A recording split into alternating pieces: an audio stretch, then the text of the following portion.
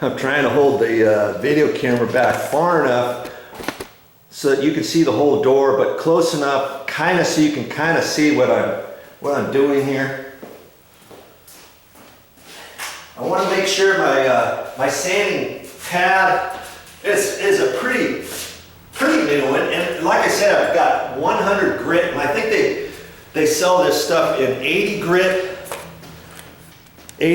and also I don't know if they have one that's 120, but I try to get the mid-range. I don't want to get it too rough. You know what I mean? Especially even when I'm sanding sheetrock patches. You get the too rough, and if you do it too much, you're going to sand too much off. Okay, so. And when I put it on, I just fold the edges over like that, and away I go. Okay, so all I'm doing here is putting lines in the existing paint so that my next paint is going to stick better.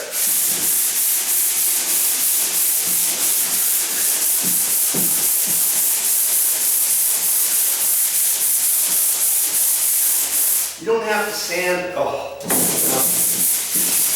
much. I'll get to that in a minute. And I can see lines forming.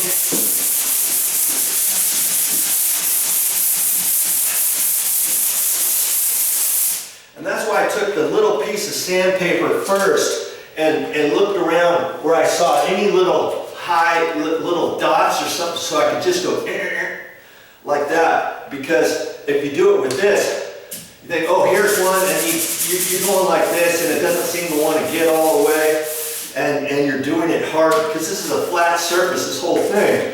Whereas I can do it with the small one just with my thumb. You know what I mean?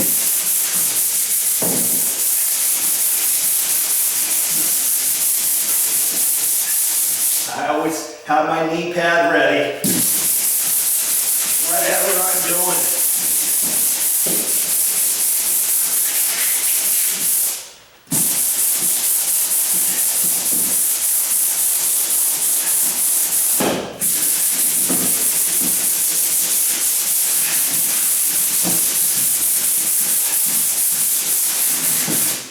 Now, for most people, that's probably enough, but see, I'm going to take my little piece of sandpaper, and see, I've just cut, all I did was cut little strips and folded it over, and now I'm going to use that. And what this is going to do, it's just going to throw a few more lines on here, and then I can look at the door and do a once over if I see anything else on there. I'll be able to feel it.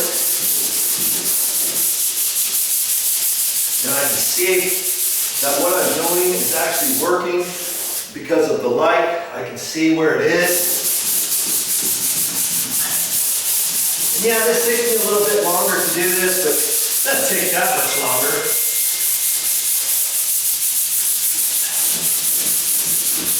All I'm doing is putting a few more lines on it, and make sure it's all smooth. Okay? Well, I like to generally sand up and down, but at the edge I may have to go like that, but then most of the time I want to go up and down. The same way that I'm going to do the paint roller. Okay? Like that. And then I can, this little edge, just going to hit a little bit of that, and sometimes you'll get a lot of buildup. Like whoever sprayed these, their spray rig was dripping it was just spitting every once in a while. That was those little droplets. And on one door I found all kinds of droplets, and then on the edge here too. And this will take that up.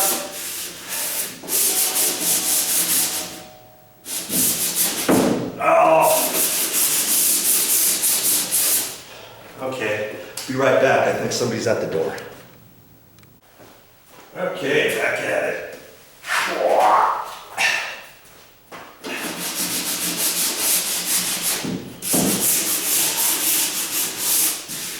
Okay, so using my little piece will get off any little imperfections on there. It also kind of roughens that up a little bit, and chances are your paint is going to stick to these doors, because the last person who painted these doors would probably have used semi-gloss paint and not a latex-based semi-gloss paint and not an oil-based paint. If this had an oil-based paint on there, and if you were trying to put semi-gloss latex paint on there, it might not stick very well, because you're going from an oil to a latex and vice versa. If this was latex and you wanted to put oil on there, another reason to lightly sand it, okay? Because you want to make sure this stuff sticks, okay? And so, just going to go around this.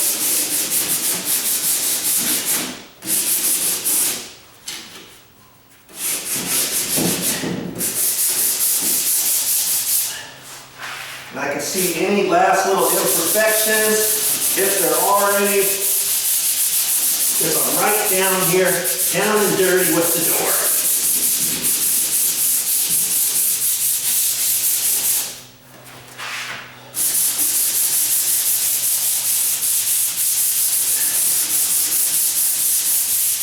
Okay. Get this here.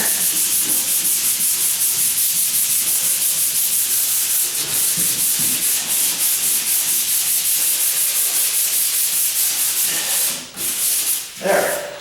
I'm going to take a once over on the door. Look and see. Now's your time to see if there's any other little imperfections that you want to clean up. Now's the time to do it. Not after you paint it. Oh, there's a paint edge. Oh, I'll clean it up now, and your paint's wet, or it's the next day and it starts gumming up because it hasn't cured yet. That's the last thing you want to do, is start messing around with doors after you get them painted. Okay? And I'm looking at that, everything looks good. And now, don't forget to do the other side. Alright? And I'm gonna go ahead and flip this one around. Usually what I'll do is I'll set up all the doors, boom, boom, boom, boom, boom. Then I start from the left and go to the right. And I get them all done on one side. Okay, concentrate on that. Then I'll flip them all. And then do the other side. Okay? But because I'm only doing this one door, I'm going to go ahead and flip this around.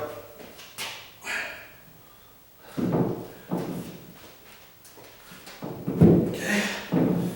And I'm gonna start doing this, okay? So now, I'm going to leave the light over there this time and look at this and see if I can't see most of the imperfections. And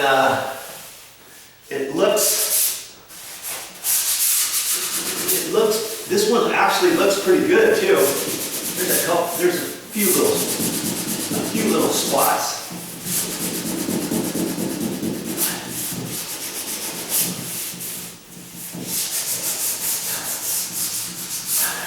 I'm going to do this slightly different on these little spots. I'm just going to go down to here for now.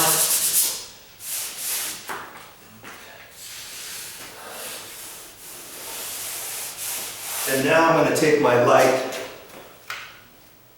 and instead of holding it like this, I'm going to take it and hold it right here. Okay? And I'm going to see if I can't see any more slightly imperfections. Okay? And like I said, hold your light at an angle. Okay? If you see anything else, have at it.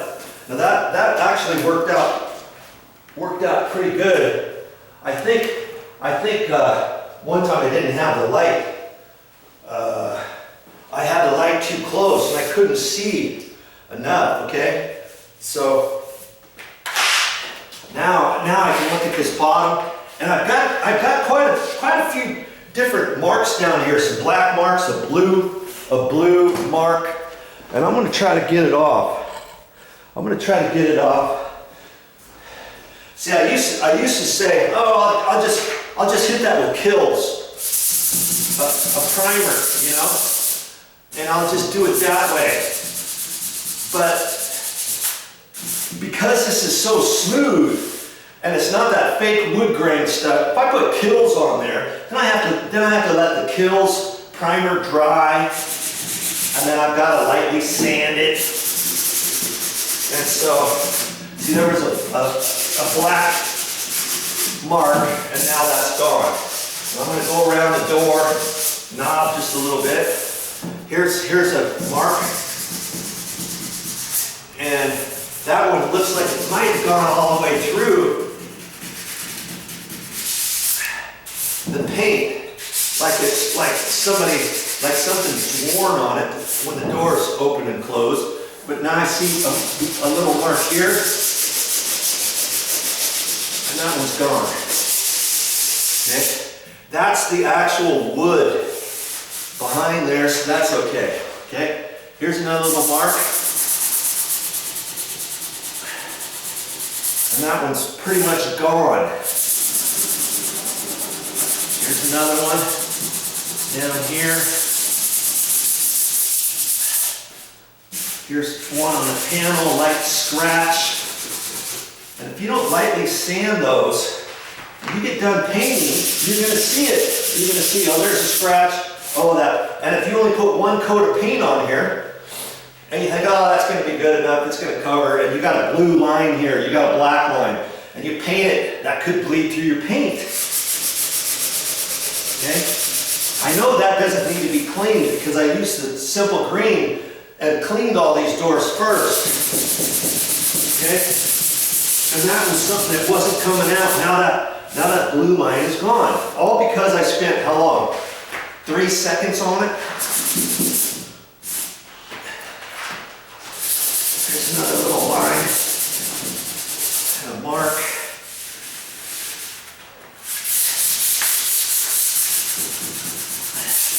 Here's this nice black scuff mark or a shoe or something. It's just on the surface of the paint, and I got it pretty much gone enough. Well, when I paint these doors, that's going to go away. Okay?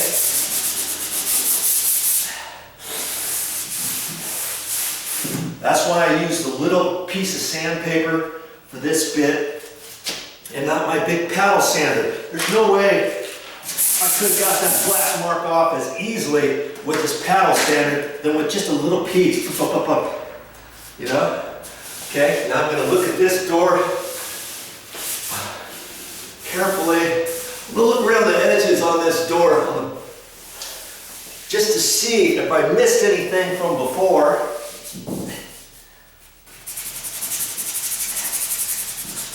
Just do a little once over on it, and I see just a hair of an edge right there where the paint overage, as it pushed over that, I can see it's built up there, and it's going to show if I don't get rid of it. Now with the small one, I could get it with the small one.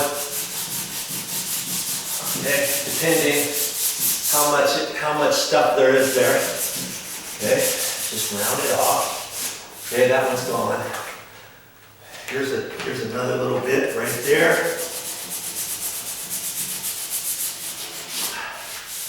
And if you don't care about those edges, go ahead. Don't worry about it. You know?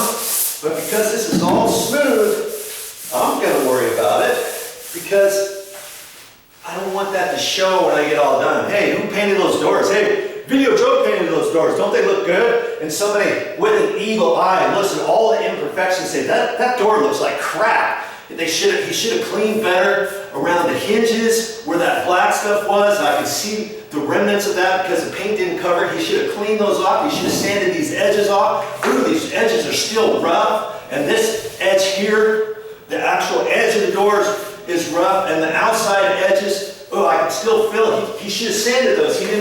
He just tells me he doesn't really care about his finished project. If he doesn't care about his painting, then obviously he doesn't care about other things, and I don't want him doing any work around my house. Forget that. He doesn't care about anything. That's what you get. You get somebody talking like that, they're not going to, half the time, 3/4 of the time, they're not going to tell you. They're just going to tell themselves and convince themselves, okay?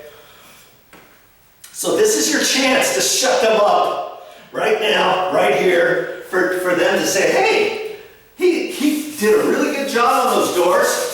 I thought I was going to see something. I was going to pick something up, but they look pretty good to me. And if those doors look pretty good, that tells me he spent some time and effort on them, because I know that those doors were pretty shitty when he first started, and I know that they're 15 years old, and wow, they look almost brand new. And it looks like he spent some time and effort on them, with his cleaning, with his sanding, with his prepping, with his wiping down, with his paint rolling techniques, and it looks really good. And he didn't even use a spray rig on there. He didn't have to pay somebody. No, I'm not doing this with a spray rig. And so see, they say all that kind of stuff, and now all of a sudden you're in their good graces, and they want you to do work for them. Okay, so now I'm going to do this edge around here, and it looks really clean. To where sometimes you see little spit marks of paint overage from somebody's spray gun, or some dust build-up, accumulation of something, and you're like, oh, I thought I cleaned that from before. I guess I'll hit it now.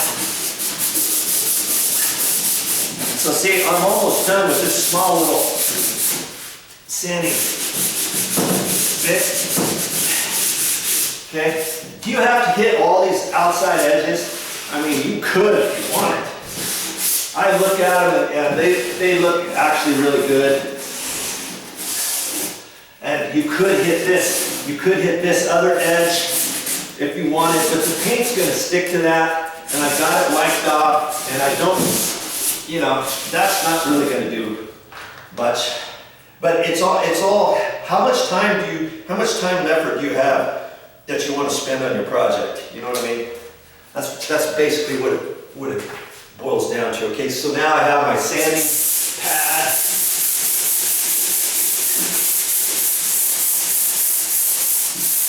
On these tops, on this edge, I like to go all the way up to finish. So I do this first, and then when I go up, I'll finish going up. I like to try to have my sanding lines going vertical, not horizontal, in case you ever see them. I don't think you ever will, but that's just how I do it.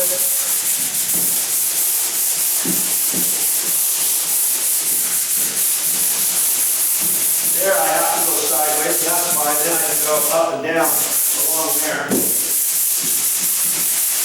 Here I can go sideways around the top and the bottom. And then I'm going to go straight up and down.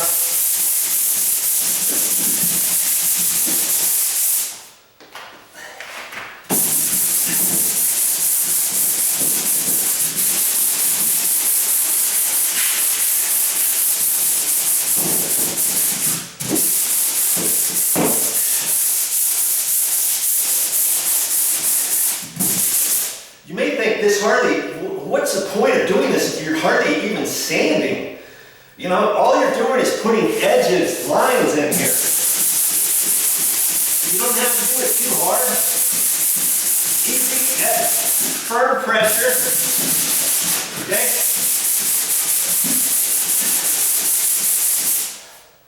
Well, like I say, you could leave it like that, but I'm going to do a once over on this door now.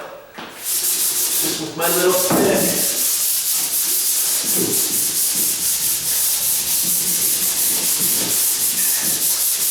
Gotta get one of those construction lights, you know? Got to.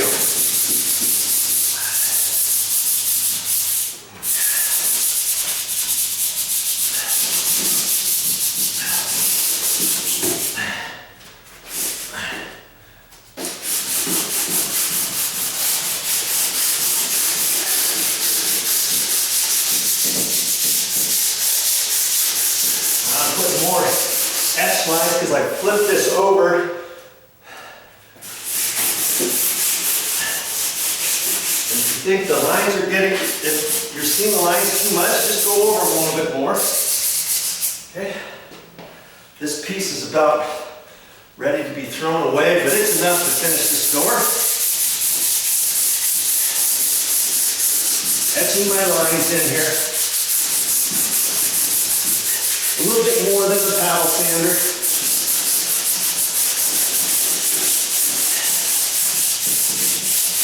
And it gives me a once over to see any other little imperfections. I want to take care of it now. I can.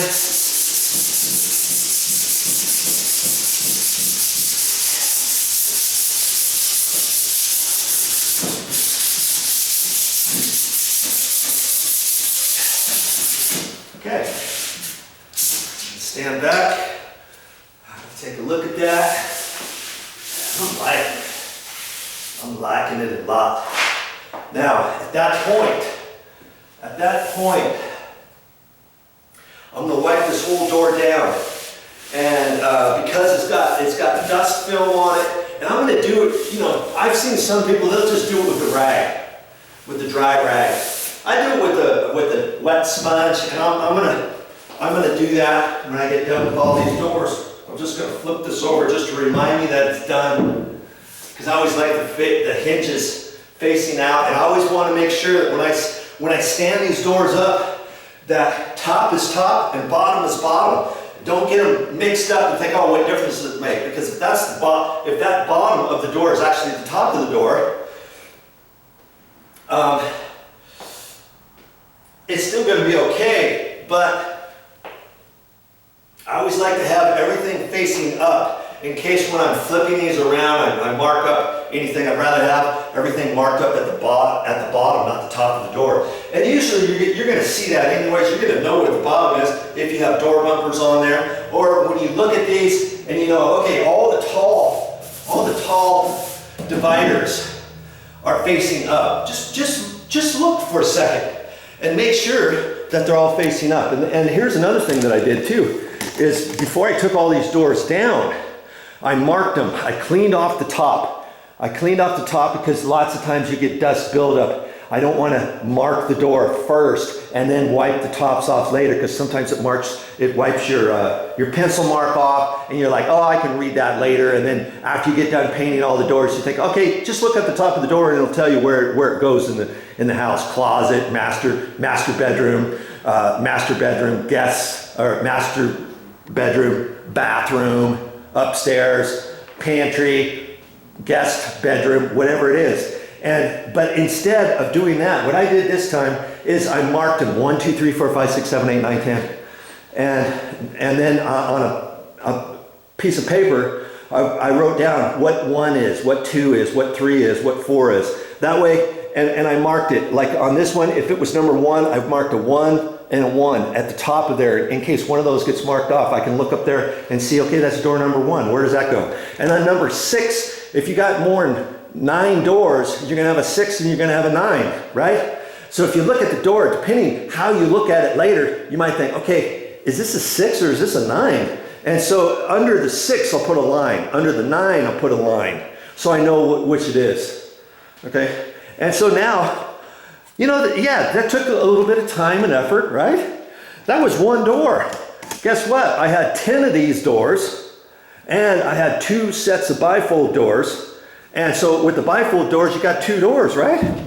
So I've got 14 door panels to do. And I thought I would get them all done yesterday, and it was just kicking my butt, because I cleaned them first with the simple green, wiped them all down, and then worked on the edges, and worked with the sand paper on the edges, and then sometimes on the edge I'll use my my little rasp with the thin side, not the coarse. Okay, and I'll do that on the side in certain places, you know. And I even went around the door, these door edges. And speaking of those hinge edges, you know, I don't know. I think these doors have only been painted once, but sometimes you'll have an idea whether or not they've been painted more. See on this edge here, see how you've got pieces that have broken off? This one, it's nice and straight, isn't it? This one's rough.